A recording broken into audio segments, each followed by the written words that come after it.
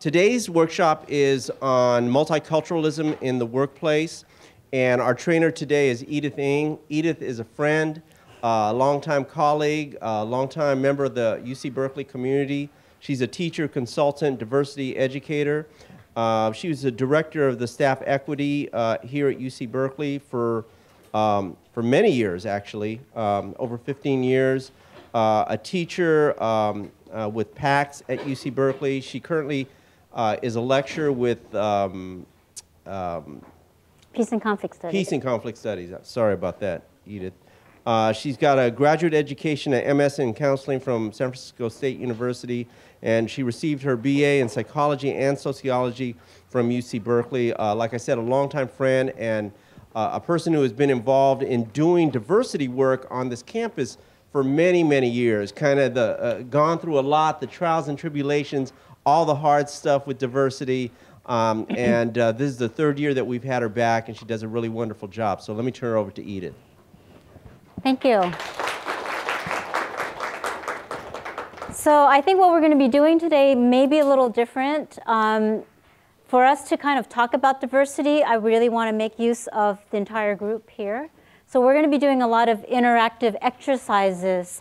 And so I think your experiences, you know, what you've seen, what you've experienced, what you've read, I mean, that's all going to come into play. So what I'd like to be able to do today is, so the opportunity is you'll get a chance to know some of your classmates today. Is we're going to introduce some models and concepts that can be utilized to better understand multicultural issues as you kind of go out to work as a public health professional. And part of it, I think, is really better understanding ourselves and what some of our values, beliefs, perceptions are, and how they actually frame how we see the world. So part of it is also about raising our own awareness and then looking at then how does that affect who we are as public health professionals and practitioners. So couple things. So this is going to be an interactive workshop. I'm pretty old school here, no PowerPoint. These are you know, graphics, and I just want to say that the models and the graphics will be posted on BSpace, so you don't have to copy them down, but they're here for us to kind of look at. But I usually like to start my workshops with a couple of ground rules, and that means because we are interacting is just to make it a safe enough place that people can kind of talk about their ideas and their perspectives. So some of the ground rules that I have is basically listening respectfully, letting people finish their thoughts, right? So not interrupting. Because we have a lot of diverse opinions, it's okay to disagree. We don't have to reach agreement in this workshop, but we want to hear all the different perspectives that people have. Coming from our own experience, so not talking about theory, but just saying, you know, in my experience, this is what happened to me. That would kind of really ground it. You know, willingness to stretch and try on. I might be asking you to do things that may seem a little bit risky, and I'm just saying, just try this on. See if this works for you. I added on here and kind of an and both mindset versus an either or. So sometimes we look at things as this is right or this is wrong. And I think in this area, it's about what is and what is both. So looking at it from not just an either or mindset, but an and both mindset. So trying that on today. And then just participating by listening to other people and participating by sharing. I don't know if we need to have confidentiality, but if people are sharing some personal things, that might be useful to encourage people to you know, so that if we say it's okay, it's not okay to talk about who said what out of the classroom, but maybe it's okay to share about some of the learning that you got out from your fellow students. Is that good? So does everyone agree? Okay, so those will be the ground rules for our workshop. And how I'd like to start, so this is going to be taped. If there are points at which people want to say, can we shut this off for a minute? Is that okay for us to do? Okay, so let us know if you want to share, but you feel like I'm not going to be able to share in front of a camera.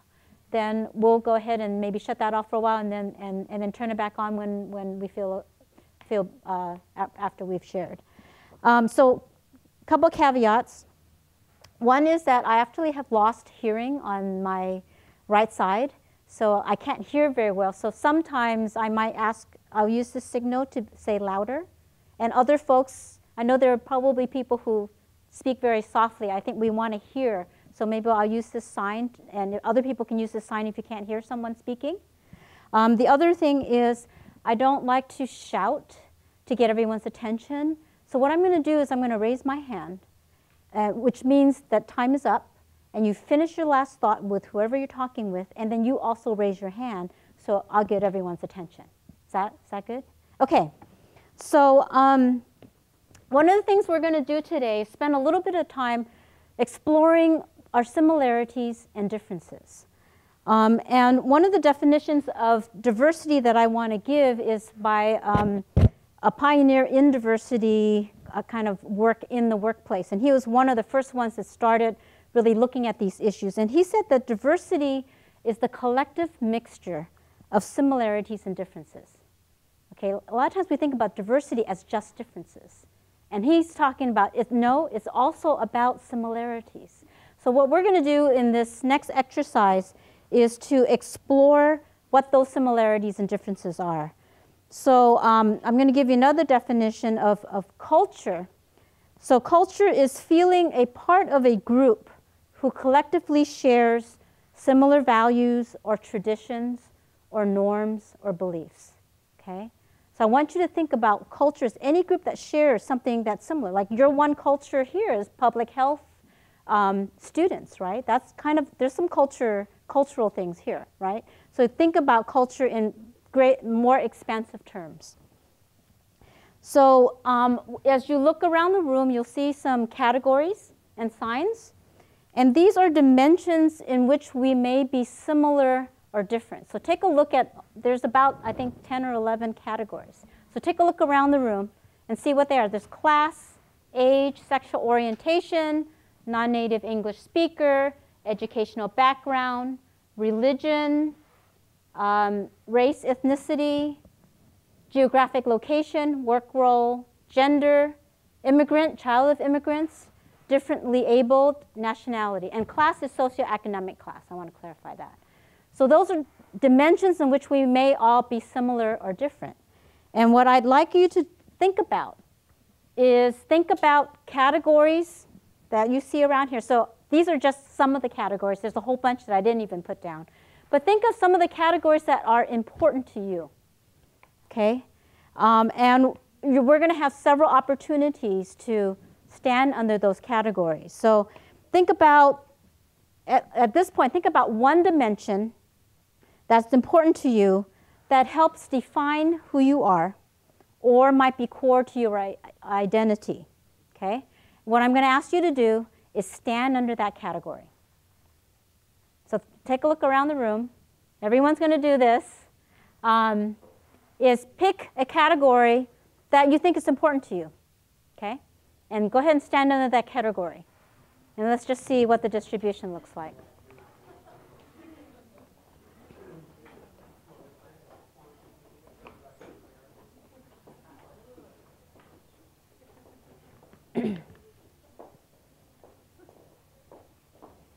You're going to be doing this several times, so pick a category now and see where you want to be.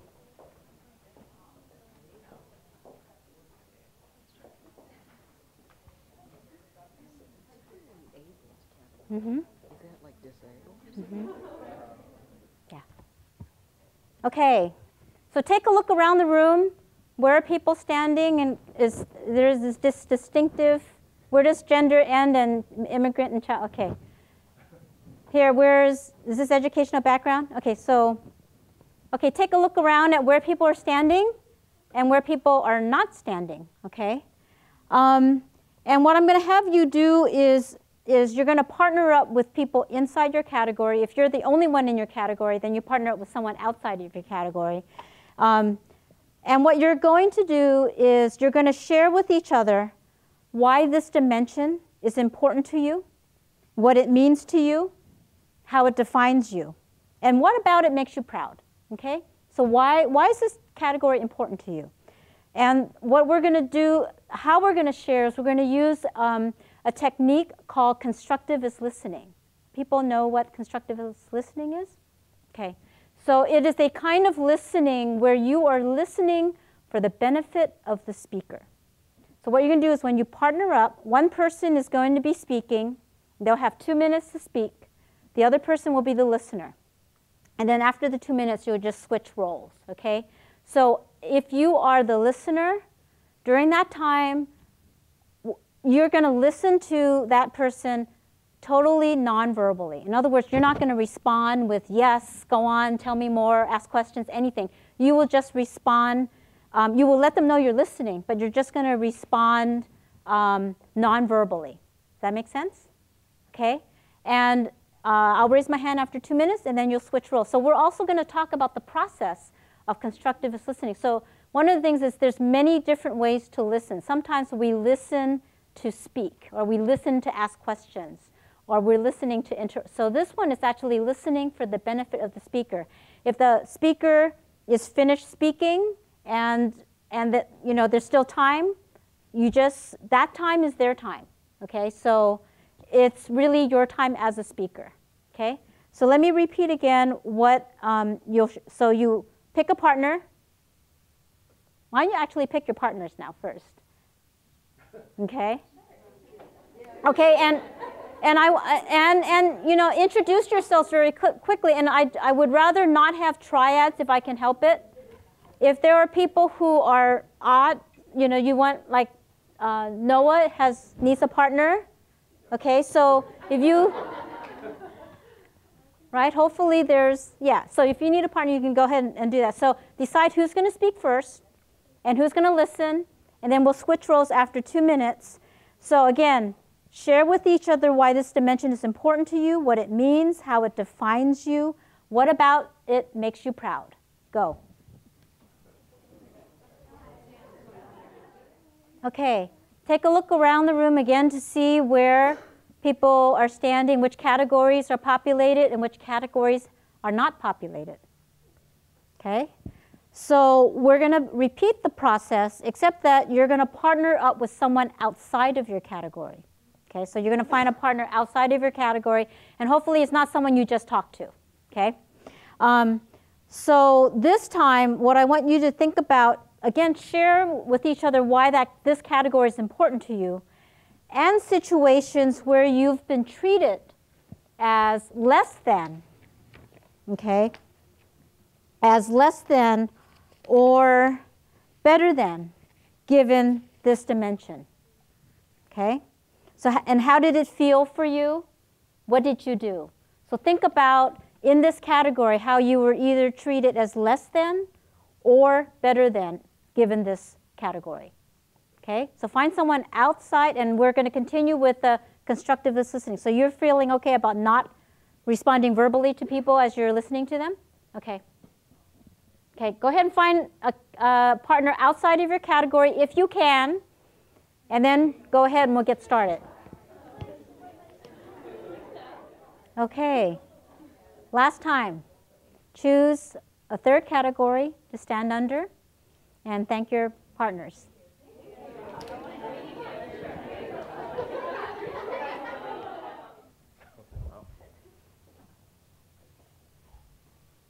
Okay, again, take a look around the room where are categories populated and where are categories not populated. Okay, so for this last one, you can choose somebody inside of your category. And if you're the only one standing in your category, you can choose somebody outside. This last question is about sharing with each other, okay, again, why this category is important to you, but share with each other a conflict that might have occurred for you, a friend or a family member, someone close to you, given this dimension. Okay? See if you can think of a conflict that might have occurred. Okay? So pick somebody inside the category. You have 2 minutes. Continue with the constructivist listening. Go. Okay, thank your partners. Take a seat. We'll talk about this. Okay, how was this? Yeah? What does that mean? Tell me. Talk to me. We're being taped. Talk. It was good? What? It was really hard not to want to, I mean, you wanted to like comment and relate and share your own personal stories with the other person. Okay, so you're talking about the process. It was hard to not talk or not you want to share your own relations and just kind of say like, oh yeah, you know, like, or that's really interesting. I feel like you wanted to like, I was taking it in my head. Okay, how many other people had the same issue? Okay, so the constructivist listening part was a little difficult. Okay, what else did you get out of this? Yeah. First of all, I want to say I thought it was really interesting to learn. I found all the 3 stories that I heard really engaging, and I wanted to know more. But I actually found it to be a relief that the person that I was listening to was just listening to me and not eager to share something or eager to jump in, because I think that the conversations that I have in my everyday life, sometimes I just want people to just listen to me and not get distracted while they're talking to me or not feel the need to share their own experiences. So I actually really enjoyed that aspect. Okay, thank you for sharing. So, okay, so the listening was important to you. It was a relief. Any other things that people got out of this exercise? Yeah. It was nice at first because it was something that I wasn't used to when we are trying to relate to another person. They have your attention for like 2 minutes, but then afterwards it got kind of awkward because you just started rambling about things that didn't really make sense. And then it just felt like you're just trying to finish the gap, and it was uncomfortable from what I've been conditioned, which is like you listen to the person but you relate to one another, so you feed off. Okay. Now, what would have happened if you asked the question, or, you know, if you were able to say something, comment on it? What do you think would have happened in the conversation? What would have happened? You could start a conversation. Okay. So, I mean, so it would actually maybe defeat the purpose of listening for the benefit of the speaker, right? So if this, so I mean, we didn't have time to take it longer. I could have taken it to 5 minutes, and that might have scared some of you. But what happens for some people, yes, there's the rambling, but it's this concept of if you speak long enough, maybe you have your own solution to an issue or something. And we sometimes don't have enough space for people. So what would have happened if you asked the question?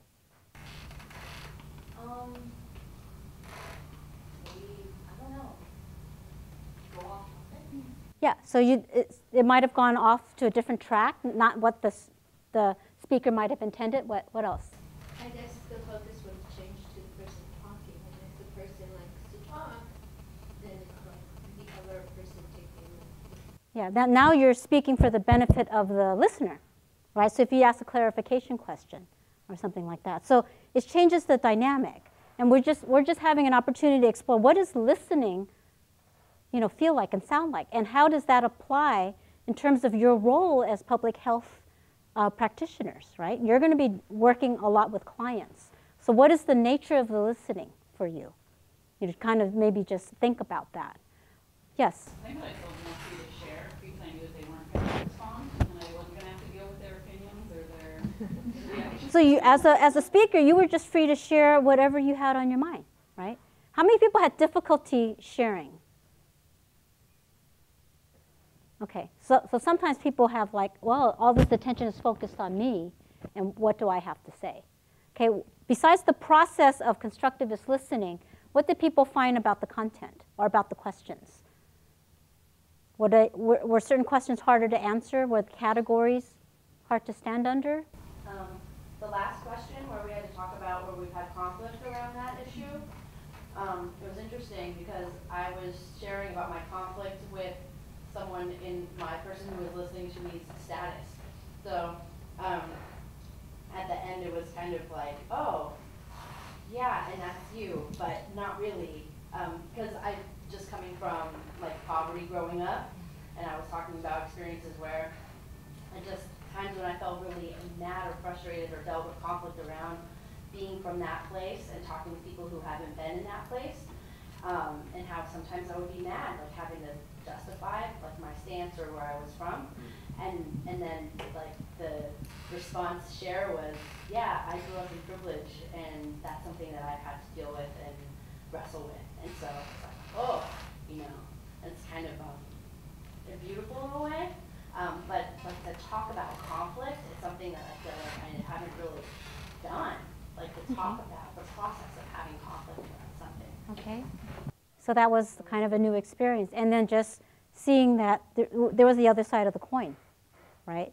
So did you learn a lot from your partners and just listening to their stories, however they played out? And what were you finding about similarities or differences?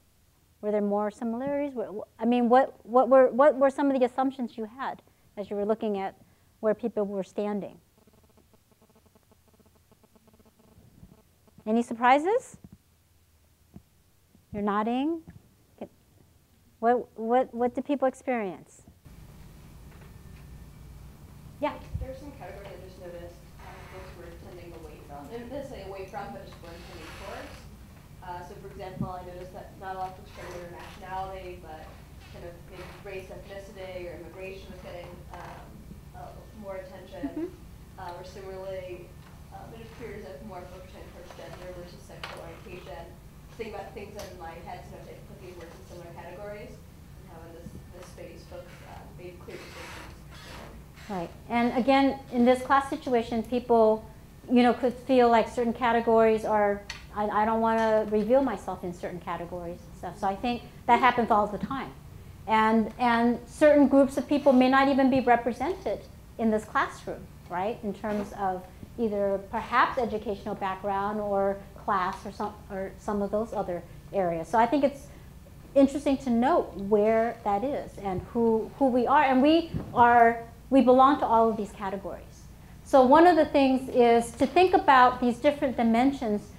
This is kind of a grid that kind of organizes different dimensions of diversity, and I call it the layers of diversity. So to think about this as one person, right? So you have a unique core personality in the middle, and then you have internal dimensions of diversity like race, gender, ethnicity, your physical ability, sexual orientation, age.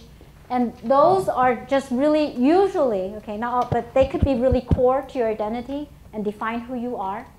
And some of these categories actually are fluid through time.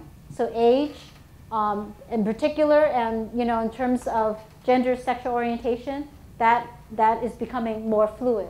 But they tend to be very close to our core personalities. And sometimes while we might not think them important, they might be identifiers from other people, right? Then we have external dimensions of diversity, which could be our immigrant status, our parental status, educational background, or class status, our geographic, where we grew up, religion, habits, our appearance, and those change a lot more. Some we have some control over. A lot of times they come from our family. We don't have that much control over, but they tend to be modified more often and changed, either consciously or as kind of move through life. And then the last ring is organizational dimensions of diversity. So in kind of a workplace, there are ways in which we are different and similar, like whether we're management status or classification, the field that we work in, our work experience, the department or the division or department we might work for, where we work in terms of location, how much seniority we have, union affiliation, generally speaking, so that in the work world, there's all these dimensions of diversity that can define you. So if you think about this as this is one person, right? You can begin to see that it gets much more complex, and diversity is not just ethnicity, race, and gender. So that makes up like who you are, and it's very hard to just see who we are from the outside. And yet we're making judgments of people all of the time. So hopefully we had a chance to kind of get to know each other from these perspectives, and hopefully it was easy to kind of share that with each other, and you're getting to know your classmates a little bit more. So what I want to do is kind of move to the values continuum that I had you do as pre-work. How many people had a chance to look at that and actually do that? Okay. So if you didn't, that's okay. But any questions or insights that you got out of just even doing that values continuum exercise, that assessment? Yes. I actually had a question about the worldviews and beliefs, like the triangle symbols. Like for how you were actually supposed to place where you fit. Okay, yeah, so most of the things were on a straight line. It was like kind of a continuum. And when we got to the triangles on the second page, they were kind of different world views. So it's less of a continuum, more of, are you more like this or that, you know? So it was kind of like, what's your world view? So if, let's see, I think one of the questions might have been,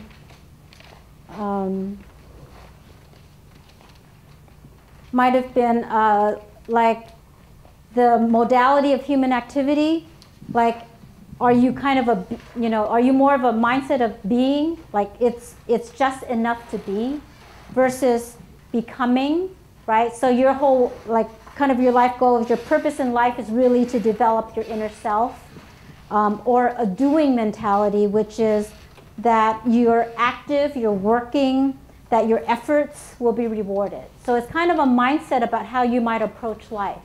So the triangles were kind of different worldviews that people had, and where kind of do you fit with that? Is that helpful? Any other questions or comments or insights that you got out of that exercise when doing it by yourself? Yes? Well, now with that said, I guess the comment would be, it's difficult, I think, to pick one out of three as opposed to it being a continuum. You can kind of be in the middle. Sometimes I'm like this and sometimes I'm like that. I mean, it was more to get you thinking that there are different ways of kind of how we are with each other. So like, I think I would probably put myself in a doing category. Like I'm actively doing. I'm not just like, oh, it's just okay to be who I am. You know, I just have to do things to feel good about myself. So it's an orientation that I have that has consequences in terms of choices that I make and also impact that I have with other people. Yes? I found that when I was thinking about this, it was very, very context specific. Yes. And even not just, you know, how I feel more comfortable, and then I've trained myself in life to be comfortable in another dimension, but really like, for instance, high-low context. I feel like I'm frequently low context, but if I'm talking to someone who I'm sensing is high context, I can relate to them really well. Or, you know, self-disclosure, or not self-disclosure, I guess, facial expressions and manner, it really depends on whether or not, you know, what is my role in the interaction. Right, so if you're interacting with family and friends, might be different in terms of how you might interact with strangers versus how you interact with your classmates. So it is totally contextual, but the question is how, you know, like kind of given just like a regular, you know, how are you like most naturally?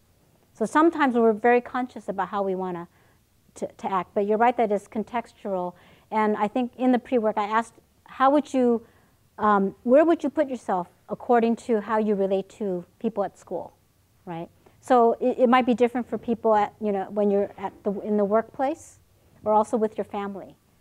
So to think about this, then how you might use this as a tool, right? So if someone were on the other end of a continuum, on a dimension, how would you relate with that person, right? Does it cause conflict or not, right? If someone was on the other end of it. So what I wanted to do was to actually explore this as a group and take one dimension and see how we kind of line up, and then talk about what that relationship means. So I wanted to look at the issue, the mode of I think the mode of initiation. So one of the dimensions is the mode of interaction, okay? So the kind of like what I'd like for you to do is to kind of line up on a continuum from those who are initiating, who tend to initiate conversations. So I would describe them as maybe mostly talkers and initiators of conversation, to those who are kind of in the middle, to those who are mostly listeners. Okay? So think about like maybe interaction here in the classroom. I mean, you know, to think about the context of school. If you tend to be more of an initiator, talker, versus more of a listener. Okay? So let's see where people line up.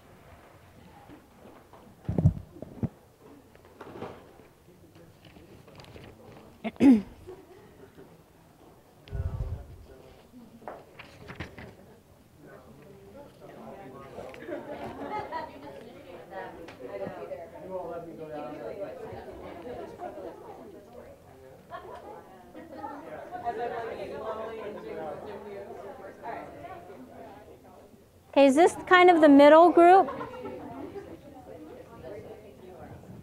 Okay, this, it's a spectrum.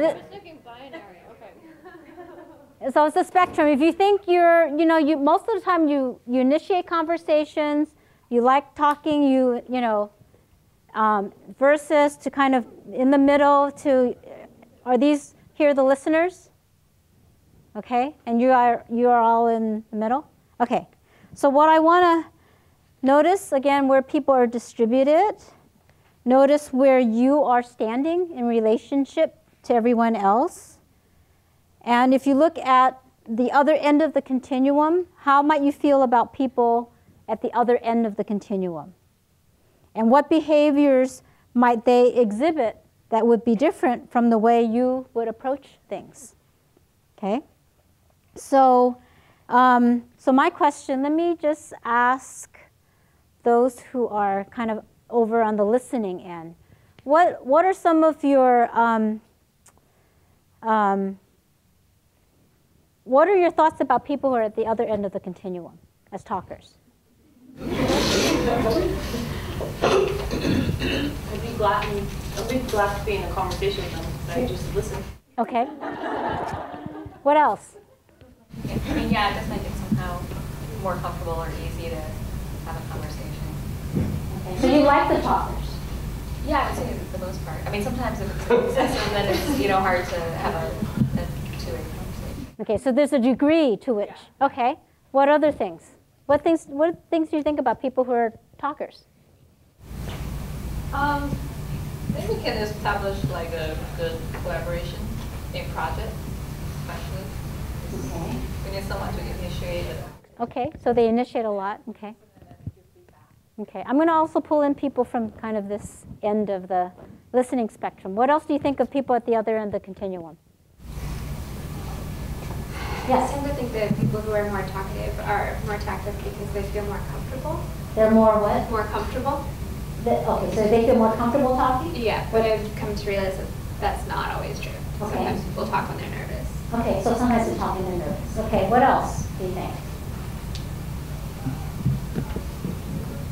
Sometimes if it's too, if they're really talkative, I can feel overwhelmed because like, how am I ever going to get, my perspective in? Or Okay.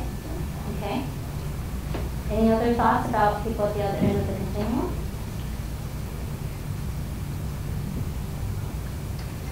Sometimes if they're really talkative, it can be downright exhausting. And I'm just like, you kind of check out. Okay, you hear that? I didn't learn to be both not like that. Any other comments? Because I'm going to go over there in just a minute and ask them about. Any other comments? Okay, I'm moving over here. Okay, so talkers, and then I'm going to include people kind of here. You're moving. What do you think of people at the other end of the continuum?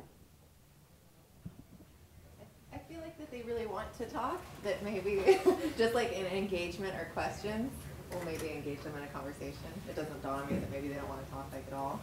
Okay. I agree with that. I feel like we're helping them. You're helping them? They really do want to talk, but they need like a push or something like that. So by engaging them and stuff like that, it kind of, it helps them. Okay. What else do you think? How do you feel about people who are I listening? have trouble sometimes realizing if someone is just thinking about something and waiting to respond, or they're really just listening. Like, I try to pause and like give people the opportunity to put a word in, but it's hard to gauge sometimes. Like, what place in the conversation we should like give them more time to like. Okay. What else? Yeah. I feel like too, depending, like if it's they never gonna say anything, like the extreme far wall, and I'm trying to have a conversation that I'm like pulling teeth, or like it's just a lot of work to get anything out of someone who really doesn't want to talk, and then it makes me feel like even more pushed to talk more, which is like a vicious cycle of, oh no, they're not gonna say anything, maybe I should say something else, and it's like kind of makes me anxious, like they don't like me or they don't want to talk to me. Yeah. Okay. I feel you. I feel you. Yeah. I feel like when it's in the school context, when like a lot of the assessments that we do in class are based on what people say, and when people don't talk, you're like, okay, so where do you stand in the class? Do you understand the material? So when you have to make an assessment about what partners to have, like I always end up picking the talkative people because I've heard them express themselves in class and make comments. I'm like, oh, they know their material. And it's not that I don't think that the non-speakers don't know, but I don't have anything to gauge where they are. Okay. Any other comments, thoughts about people at the other end? Yeah. Feel about the other end or that end. I guess I identified somewhere in the middle, maybe a little bit more towards these folks. Just that I see myself as someone that does often initiate conversation, but I don't necessarily identify myself as talkative, or just because I initiate doesn't necessarily mean that I can then maintain that conversation. So I can get it started, what to do next, always. So I just want to put it out there. How does this continuum affect your working on a team together? Yeah. I find when I'm with a group of listeners that I gauge how much I'm waiting. Even if I have something that I want to say, I sit there and I'm like, I'm just going to leave a little bit of time, see if someone comes in here. And I find that it has me being in kind of like a facilitation way where I'm like, okay, I didn't talk for a while, and then I say something, and then I step back, and I'm like managing myself in the conversation the whole time. And then it also makes me be more direct, like giving permission to express, for the whole group to express themselves directly by me just laying out my opinion, maybe more obviously than I would otherwise. So you kind of step up. You recognize some of the dynamics and you step up. So here's my question is, we've heard from the talkers that they actually might want to hear more from you, right? So what would allow you to participate more in the conversation? What would have to happen? Yeah. Who? Two things said about giving some space, but sometimes it might take a little bit more to say something. So what happens is, when I've done this exercise with other groups, what we're finding is that talkers take up a lot of the airspace, right? So when that is taken up, there's no room for listeners to. And what I've also heard from other people is your processing is like quick, really fast processing, and you need more time to think. So you're reflecting on, say, a question that's being asked in class, and they'll say, well, who has an answer? You're going to speak up, and by the time they kind of get to the answer, it's already been spoken up. So that's one of the dynamics that I've kind of learned from kind of doing this exercise. That happens is listeners need a little more time to process. Is that true? So what would have to change in, say, a classroom dynamic or a team dynamic that could, so is there anything missing when you don't hear from listeners? All of their ideas. And do you have ideas if you're not talking? Okay, and sometimes we make the assumption they don't have, right? So how would you then, knowing what you know, like kind of based on some of what we're talking about now, what would have to be different about the dynamics or the structure that would allow listeners to participate more? Yeah? Definitely breaking into small groups because more people are talking at the same time. So there is more airspace, like you're multiplying airspace. Did we just do that earlier today? Okay. Yeah. Which I don't know how possible. I don't know if you're talking about just in the classroom dynamic or in small team, in team dynamic. In classroom dynamics, I mean, how often is it just raise your hand versus let's have people partner up and share their ideas with each other, right? So that would be a structural change in the classroom. Or in small groups, how could you, knowing this, how could talkers give more space to listeners, right? I always like it, especially in bigger groups, when you go around and each person has to say something, because then, and it just feels good, I think, as a group, just knowing that you've heard from everyone and knowing where everyone's coming. But I think that's another way of encouraging everyone to say something. And then if you don't have anything to say, you say pass, right? So making it okay to pass. Yeah? I think sort of the inverse of that, too, is like posing a question to the group and then allowing time for everyone to think about it and then have people share their responses. Okay, so that's another way. Or sending the question ahead of time before class starts or something like that. So the thing is we're not conscious of this. We just go on with our dynamics. And wherever we stand, we have our opinions about the other side because they're not like us, right? Does that make sense? And we're, thinking maybe the worst. Like, they're just, all they want to do is talk. And part of it is you're processing your stuff out loud. That's part of the dynamic that's going on. And you're processing your stuff internally.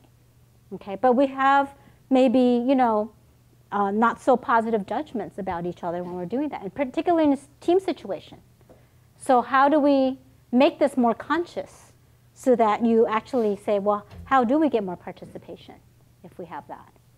So any other thoughts, comments? Yes. Which is, y'all can tell us to shut up too. We won't get offended. Like, I'm constantly thinking, like, am I talking too much? Like, I'm just gonna keep talking and like really So if you want to like interrupt and say, hey, I need a minute to respond or something like that, you should feel empowered to do that. So number one, you have to give permission, yes, which you did, and you say, I want to say, if I'm talking too much, let me know.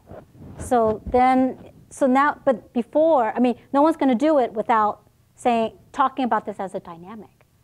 So we just did one dimension, and there's like a whole bunch. So think about all these dimensions affecting all of you in kind of how you work with each other and how you might view each other. So my standard thing, I mean, not standard thing, but the farther you are away in terms of where you sit on the continuum, the greater the chances are for miscommunication, right? Because we don't understand what the other point of view is. Okay, so any last questions or comments? Okay, thank you. Let's come back to.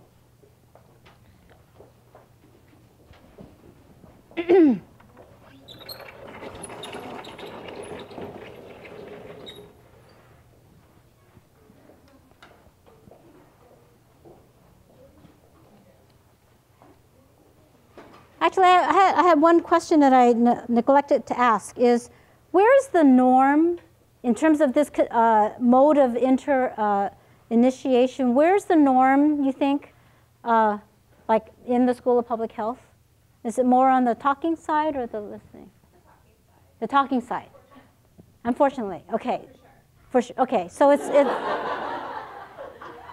so here's the thing is, what happens when people are outside of that norm? Like you have to like comply or change the way that you act as opposed to the situation changing. Yeah. So one of the things that we haven't figured out yet is a lot of times we have a norm that we don't examine. And the concept of being inclusive is how do we actually expand that norm so there's greater tolerance. So it might be like very narrow. So you have all your things, participation grade, active, all of this stuff, and it's geared towards this. And yet you're excluding all these other people who have different ways of expressing their opinion or providing ideas. So my challenge to you is, how do we actually expand that norm to include more people? So being conscious of that, knowing where you stand and saying, how far am I away from the norm? You're going to be treated most likely as less than the farther you are away from a norm, right? So when we begin to apply this in terms of different groups, different racial ethnic groups, they don't fit the norm wherever that is, they might be perceived differently and oftentimes negatively, okay? So one of the things I want to talk about is if there are differences between how we may communicate on a variety of those dimensions and we're all on a continuum, what does it look like in terms of normative patterns based on different racial ethnic groups? So do I share that information with you or not?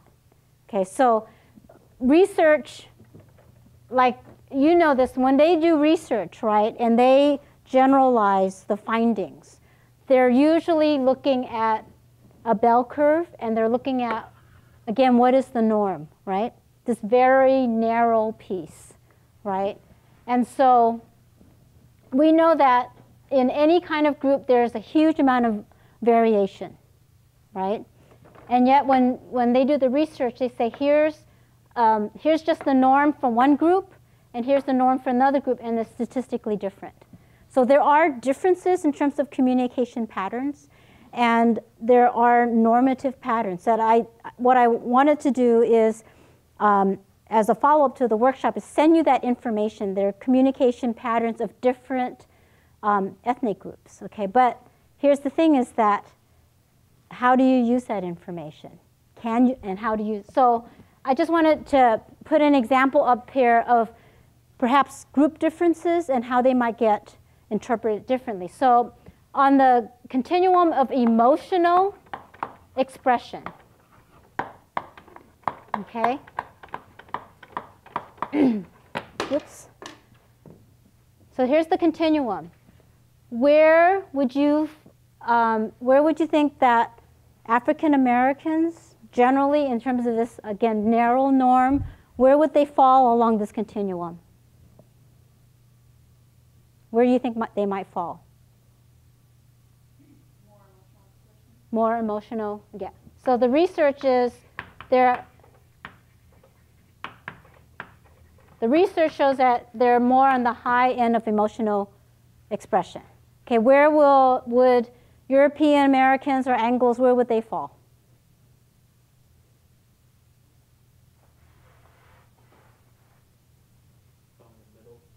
Probably in the middle, yeah. Okay. How about Latinos? Where do you think they would fall?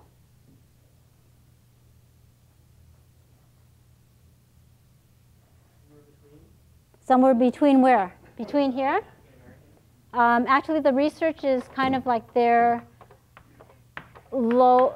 So in groups where they're very familiar, like family, they're highly more emotionally expressive, but with strangers, they're less emotionally expressive, okay? And then where do you think Asian Americans? Low end? And how about Native Americans? Okay. So part of it is, if you think about, there are cultural values that support how much emotional expression is appropriate, right, in any culture. So what happens is, so where's the norm? Okay, so the norm is here, right? So and we will kind of make, I guess, judgments about people from where we stand. So how might people look at Asian Americans and Native Americans? What are some of the terms that are used in terms of emotional expression if they're that much less? Yeah, too quiet. What else have you heard? Timid. What else? I've heard inscrutable, right? Anything else? Differential, okay. And then on the other end, what are some of the adjectives that you've heard?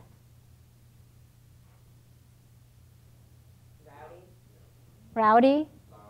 Loud? Okay, so there tend to be, okay, so this is the norm. So any way you when you get away from that norm, the tendency is to have negative connotations, right? And one of the things, so one of the things is if these are some of the adjectives and those are some of the stereotypes that are out there, what does that do, right? And we're on just one dimension of emotional expression, right? And so what happens is we all have this comfort level with emotional expression. We learn this from our family, our culture, how we grow up. And there's a certain point where it feels, this is too much. Do you know what I mean? And so we're all along this continuum. And so if we don't ever like figure out, like if we're not comfortable with this, what happens, right? To know that everyone is along a continuum. So, you know, if you think about in the workplace, what happens in terms of, and if you think about this in the classroom, if those stereotypes play out, what happens? So one of the things is it important to know where certain groups may fit in terms of different dimensions? How would that help you as a public health practitioner? How could this information help you? Yeah. It definitely gives you a good idea how to approach certain communities with certain problems. It might make you more attentive, right, to focus on certain things. But how can it be harmful if I provide this information to you? Yeah. You have expectations of how they're supposed to Right. So you don't fit in. Like, I'm not a typical Asian. Actually, I've been described as too loud and not, you know. So I don't fit into the space of how people see me. And so sometimes you lock people in based on what you read, you know, what we know. So the thing about this is it's almost in what I said about and both versus either or, is you have to hold them both. This is information that you can use, but you can't stereotype or generalize in individual behavior because of that. But if it's information you need to know, and it also makes you look at where am I in relationship to that particular continuum, right? So I wanted to put the definitions about generalizations is that I think it's okay to generalize because we do it automatically. And what you want to make sure that you tentatively apply this information, right? But it's always open to change and challenge. Whereas stereotyping is more about rigid preconceptions that we might hold about all members of a particular group. And that belief is applied to all members regardless of individual variation. So stereotypes are exaggerated truths. So the line between moving from generalizations to stereotypes is, you know, it's a really tough line to call. But I think it's information that would be useful to you. So it's controversial when people say, well, this group is like this group is like this. What you need to know is you cannot define individual behavior by group, you know, what you know is group normative patterns. So it's holding the and both piece. Okay, so I wanted to offer a couple of models for you. One is a cultural iceberg. Are people familiar with a cultural iceberg?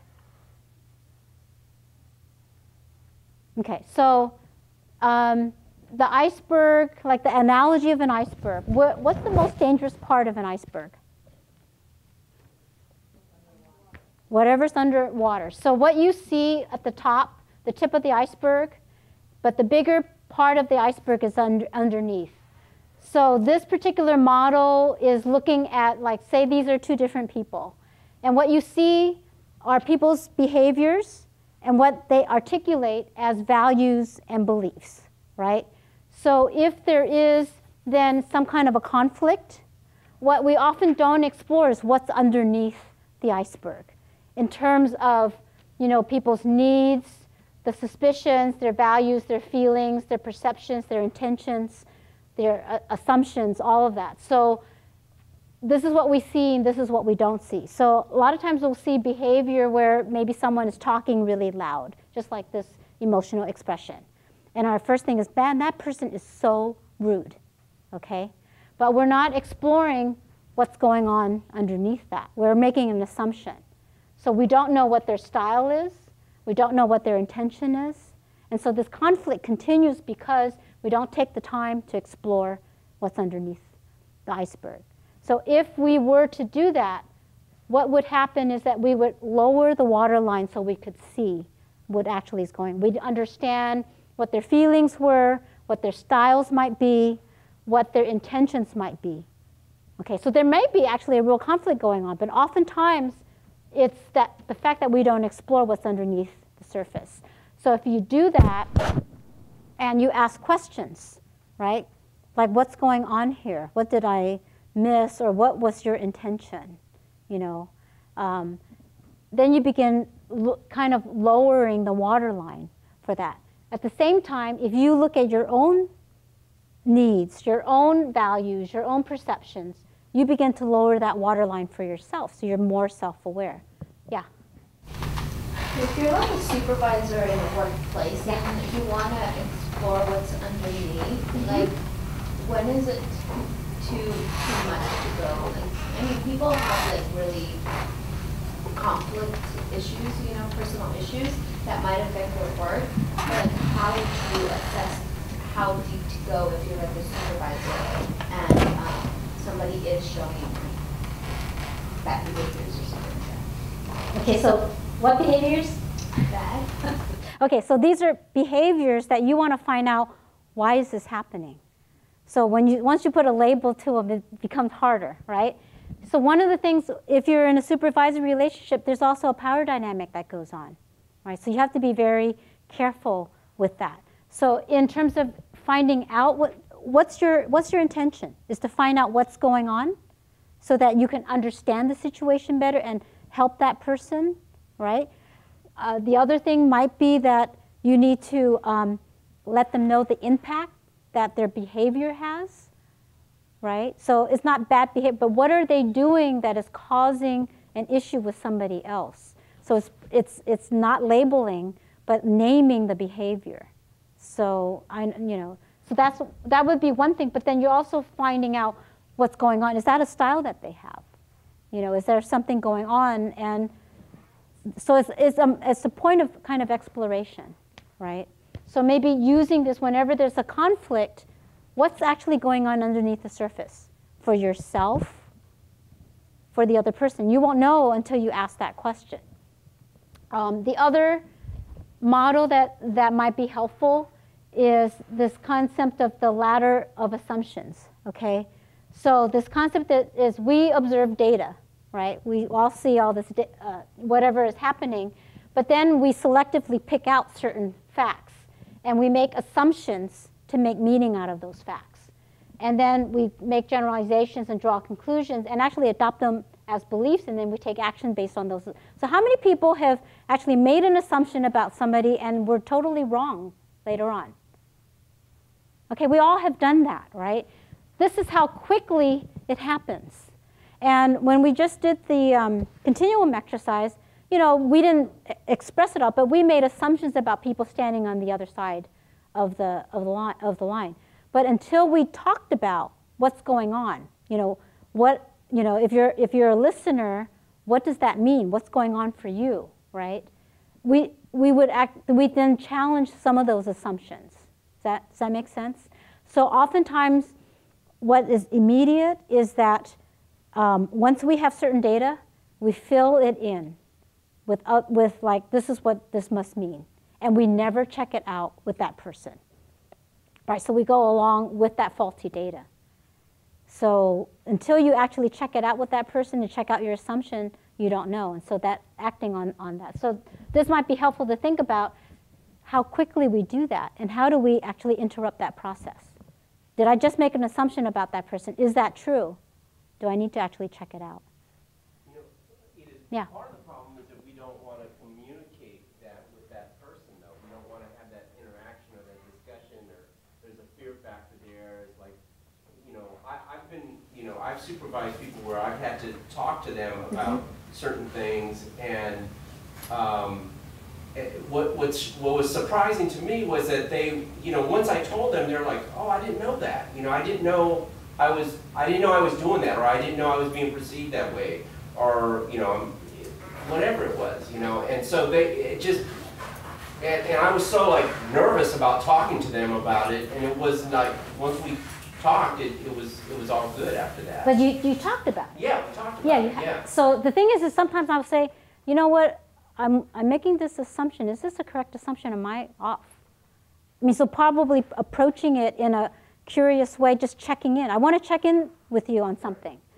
Right. You know, from what you said, I'm getting this impression. Am I right on this or not? Well, so many times we just don't check in. We just like, you walk away and you kind of like, oh God. I've done it, and then but then here's the thing: is what's the cost of not checking in? Oh. What is the cost of not checking in? When you go away, you're pissed off at that person. You're upset. You know, and then it gets worse. It just, you know, they keep coming in late.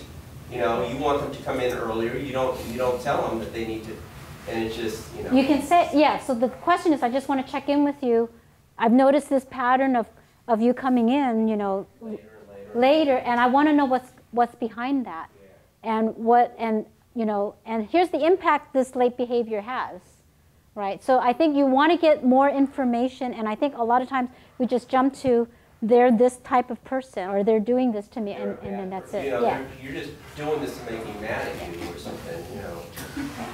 Right, and the thing is that, again, we're all on, like, redo your assessment and do this with a significant other, and see where there's certain dimensions where you're opposite, and I bet you can find out where those conflicts are right now, you know, because of some of that stuff. So I think thinking about how do you use that, even the continuum to look at things at work, or to look at things in your home life, you know. And one of the things is we know what we know, and we see from what we see. So we're always making judgments from where we are. So once you understand that, you're going, oh my God, you know, there's this whole continuum. And I'm making a judgment based on where I stand. And it's usually with people on the opposite end. Does that make sense? If people are close to you, you figure, okay, we're similar enough. So that's a dynamic that happens. Making assumptions, that happens just all the time. And the question is, how can we begin interrupting this, particularly in our jobs, right? As we interact with clients, or if we're doing research, right? I mean, talk about all the biases that come in. The more that you can understand your own biases, which are nothing more than preferences, the better able then you are. This is not to be biased, but you recognize your own bias and you can be conscious of it. Does that make sense? So questions? Conversations?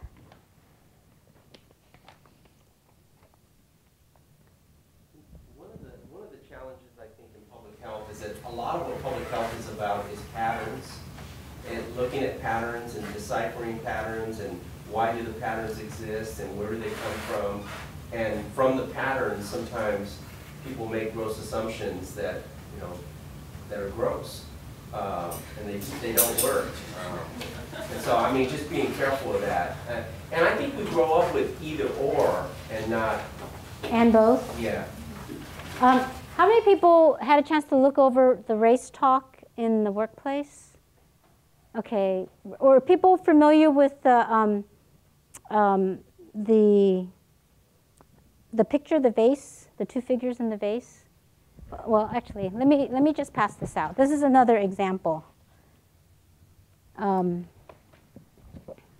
going to pass. So some of you might be familiar with this. Pass this back. Pass this behind me. Huh? Let me hold one.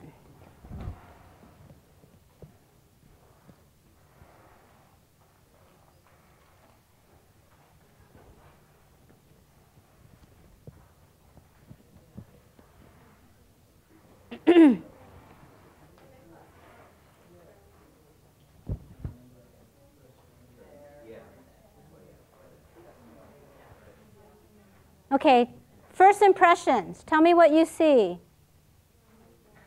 This will drive me crazy. What's your first impression? You see a young girl. How many people see a young girl? How many people see an old lady? Okay. What does that mean?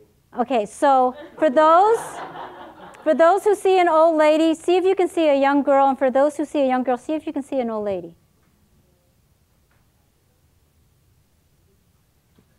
Can you see it? I think there was a sign filled out. Can you see it? Okay. So what did I just do here? What is this illustration showing you?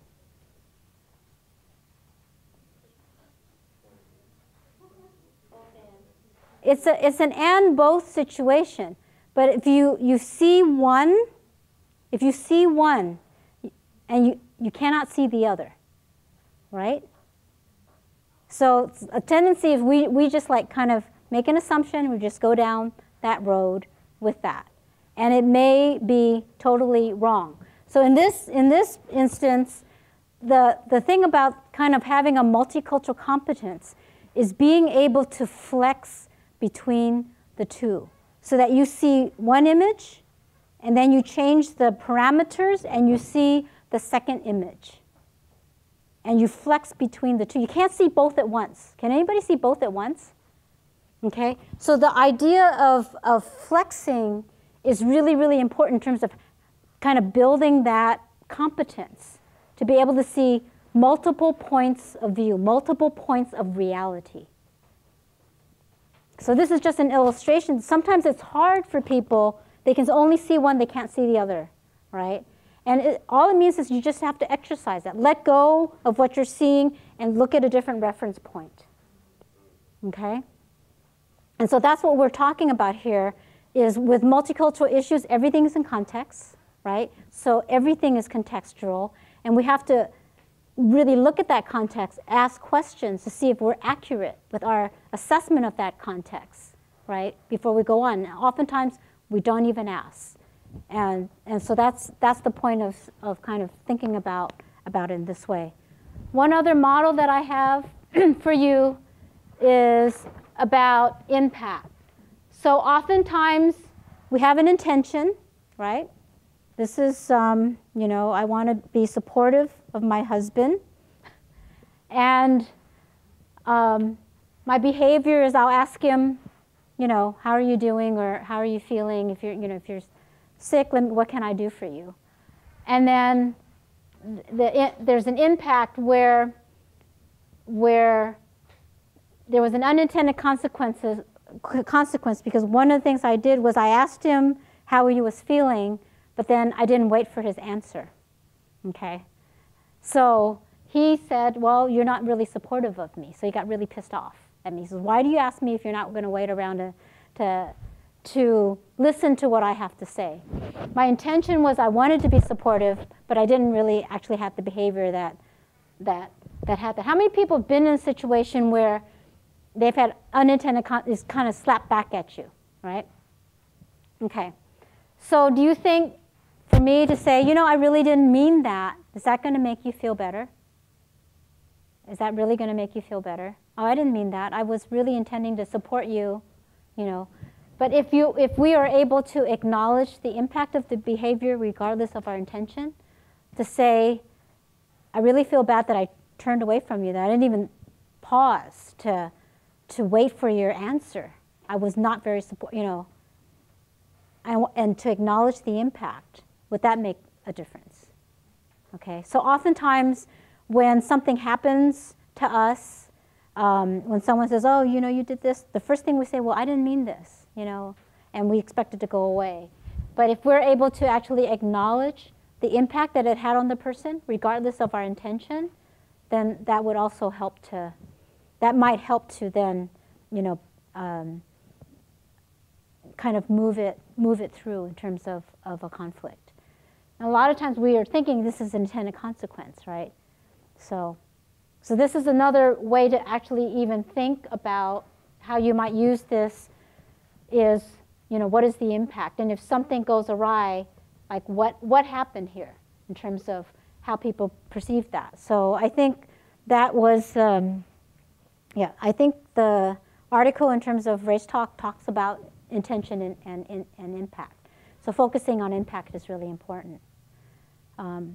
So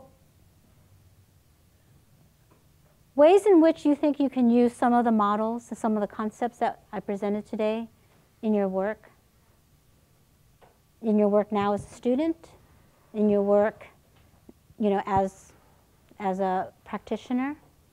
What are some ideas that you have about how you might be able to use some of these concepts? Yeah, maybe to ask, like in situations, what are the operating norms?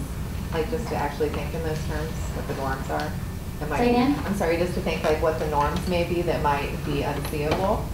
To actually think along that line, that's helpful, at least for me. That's what I'm taking away from it. Taking time to actually ask what the norms are. Okay, so you know what the boundaries are. Okay, what other things? Yeah. We're doing a lot of small projects this semester, at least, and so I think just kind of the conscious raising around, especially kind of the cultural iceberg concept, just the fact that with your different group members and partners, there's a lot more there that necessarily meets the eye, of what's seeing or playing out in a given meeting or the project. Okay. What other things, how can you use even some of the materials that I've passed out to you or some of the other concepts? Or do you do much teamwork in your classes? How much time do you spend on process or getting to know your team members and what their strengths are to a particular project? Do you know if they're listeners or talkers? I mean, you kind of figure that out. But okay, so what happens when you don't spend time on, who the people are? I mean, you get focused on the task, right? But who are the people are, what strengths they bring to a project, what things they'd like to work on, right? What processes, like do you ever talk about what processes you would use if you got into conflict with each other? Do you get into conflict in groups? Okay, so those would be some things is that, or what are the norms of this group? The question that you asked. What kinds of norms do we want to create for this team, right? Do we want to have an inclusive team? What are some of our values? Do we want to have an inclusive team? Do we want, for example, do we want everyone to do their fair share? Do you ever talk about that? And I know people say, well, they're not doing their fair share. So if you actually had a conversation of what does fair share look like, right? And what if people couldn't meet that? What would happen, right? Maybe people need to step up and say, I need to say that I can't meet that, and then we'll take, as a group, we'll figure it out. But we don't, it's like, ground rules. We had ground rules for this short session. How can you set up and use working ground rules for your team, right? It doesn't have to spend all of the time, but before you get task focused, is to look at your whole process as a team. What are important things to you? What do people want to get out of the team experience? How many people have had really good team experiences? Okay, so think about what made it work. What made it work, okay? And how many people had really bad team experiences? Okay, so what didn't work there? And how would you actually create an environment that would allow for, it's not to say it's not without conflict, okay? But how do you work through the conflict? Do you wait till it escalates to this high? Or do you work at it kind of at a lower level? How do you look at conflict? In the classes that I teach, I ask people, is conflict an opportunity for growth? Right? If you frame it that way, then when conflict comes up, it's pretty normal. If you look at conflict as aberrant, that, and someone's not going to like me, then it's very hard, people want to avoid it. So one of the things to look at is how we're going to deal with conflict in this group. How do we want to deal with conflict in this group? Who wants to ask the question? So maybe to think about what are your worst fears of a group and put it out there, or have people brainstorm the positive side. Like what can make this group work? Go ahead. I was just thinking of a split second thought. Like, can you describe a little bit about how you approach a team? when you're part of a team? Okay. So if there was a team going on, and I'm not necessarily the leader, but I would say, you know, I would maybe put out some things where I would share some, you know, I said, can we take some time sharing some of our best experiences in a group? And then something that we never want to see happen in a group, right? And we take, you know, everyone shares, and you can pass if you want. And then we can say, well, we certainly want to have the best experience. So what can we do as a group to make sure that happens, right?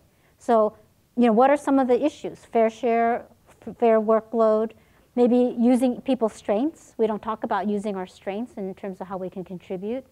You know, how do we deal with conflict? You know, how do we give each other feedback? You know, so there might be things that come up, right? So maybe say, can we take maybe half an hour before we get into what we have to do about how we're going to do it and how we want to feel when we're doing this? And that might give it a whole lot of energy and conflict. I mean, so it's being a little more proactive, knowing that conflict's going to happen, knowing that there's going to be miscommunication, right? And, you know, so I think setting norms, what kind of norms do we want to set? And you might have a set of norms that you like, right? And you say, well, I'm offering this.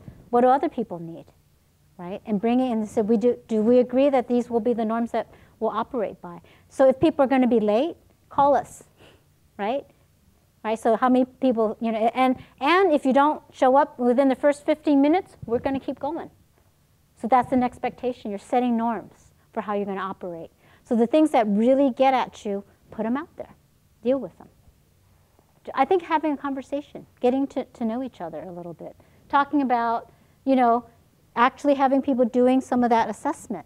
You know, pick 2 or 3. Actually, yeah, I do have a yardstick for measuring team growth that has these continuums. If you want to, I'll send that to you. But you can pick 2 or 3 things along a continuum that you think are really important in a group, and you can see where people land on that, right? And say, how are we going to make that all work for everyone? So I think it's just asking the question.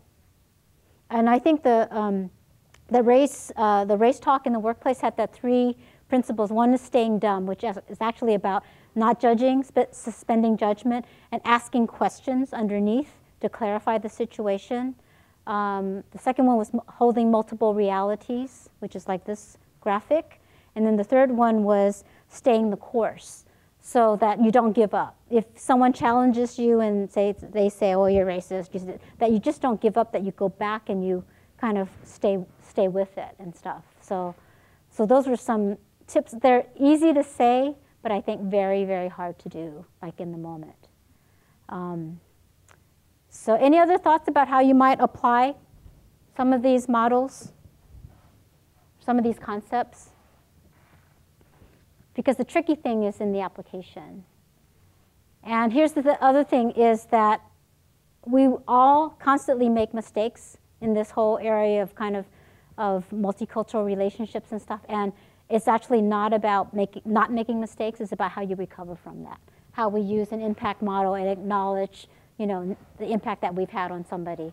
How we do our own work about becoming more self-aware about our own biases, our own preferences, and being able to say, you know what, I'm kind of a talker.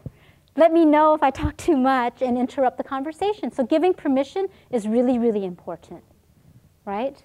So I would like, I'm just looking for a little bit of feedback. It's called the 1-minute paper, and just write kind of one thing that you found really useful in today's class. And I would really appreciate it. So it gives feedback both to me and also to Bernard.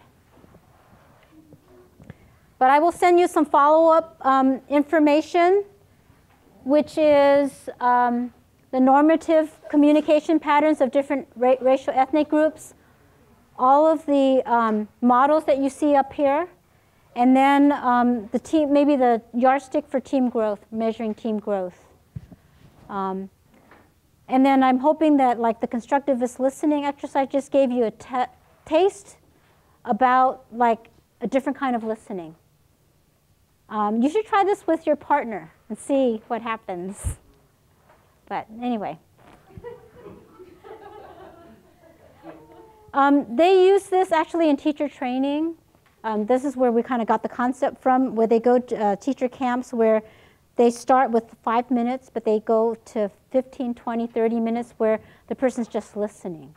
And it's amazing what, one of the concepts, philosophies behind it is if there's someone to listen and someone's talking, they will solve their own problem. That all you need is a listener, and you don't need someone saying all these things, but you're going to just keep talking and go about it, rambling and stuff, but you actually come to your own solution. So it's an interesting way of listening and really giving space for people to kind of express their ideas. When I've used it in my class, and we've done it like every class meeting that we had, and we kind of lengthened the time, people really wanted that time. They were looking forward to that time to be listened to. So it's just fascinating that I don't think in this culture we get listened to very much. So just something to think about, particularly in your work with clients. So thank you. Thanks, Edith.